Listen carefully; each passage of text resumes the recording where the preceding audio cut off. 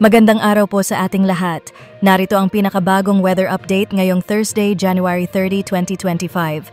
Sa kasalukuyan, patuloy pa rin ang epekto ng shear line sa silangang bahagi ng Southern Luzon at maging sa mga bahagi ng Visayas. Makikita sa pinakahuling satellite images ang kumpol-kumpol na mga kaulapan sa eastern sections ng bansa, particular na sa bahagi ng Bicol Region, pati na rin sa mga karatig probinsya ng Mimaropa, Quezon at Eastern Visayas. Magiging maulan ang panahon sa mga nabanggit na lugar dulot ng epekto ng shear line kung saan nagtatagpo ang malamig at mainit na hangin. Samantala, sa eastern sections ng Mindanao, particular na sa Caraga at Davao Region, inaasahan din ang mga pag-ulan dulot ng easterlies o mainit na hanging nagmumula sa karagatang Pasipiko. Sa Luzon, patuloy ang epekto ng northeast monsoon o hanging amihan na magdudulot ng mga pag-ulan sa silangang bahagi ng rehiyon.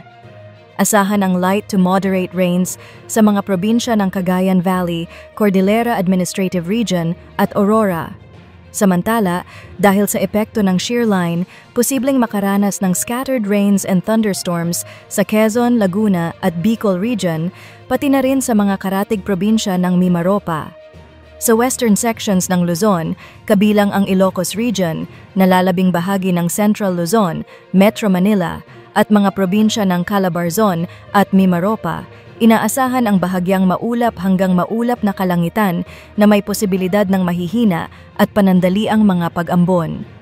Sa Visayas at Mindanao, particular sa eastern sections, inaasahan ang scattered rains and thunderstorms dulot ng shear line sa eastern Visayas at epekto ng easterlies sa Caraga at Davao Region.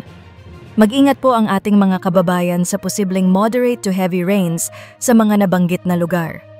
Sa nalalabing bahagi ng Visayas at Mindanao, gayon din sa Palawan, inaasahan ang bahagyang maulap hanggang maulap na kalangitan na may posibilidad ng mga isolated thunderstorms na mas madalas maranasan sa hapon o gabi.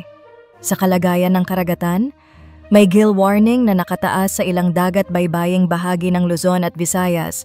Inaasahan ang maalon hanggang napakaalong karagatan sa mga sumusunod na lugar: Ilocos Norte, Batanes, Cagayan, kasama ang Babuyan Islands, Isabela, Aurora, at hilagang bahagi ng Quezon, hilagang at silangang baybayin ng Polillo Islands, Camarines Sur, Catanduanes, Albay, at Sorsogon, hilagang at silangang baybayin ng Northern Samar, at silangang baybayin ng Eastern Samar, maaaring umabot hanggang 5 metro ang taas ng mga alon, kaya lubhang delikado para sa maliliit na sasakyang pandagat.